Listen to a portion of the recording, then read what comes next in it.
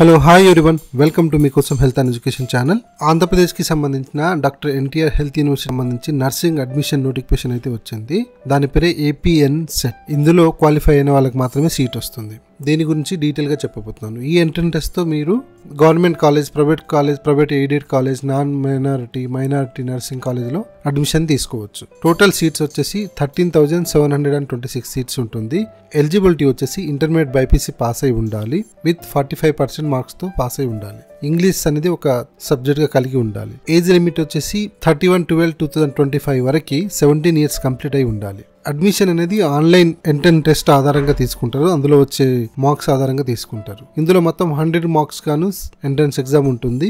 Objective type లో exam ఉంటుంది. Application fee కూడా ఉంటుంది. ఓసీ అభ్యర్థులకైతే 1180 రూపీస్ ఉంటుంది. బీసీ, ఎస్సీ, ఎస్టీ వాళ్ళకైతే 944 రూపీస్ ఉంటుంది.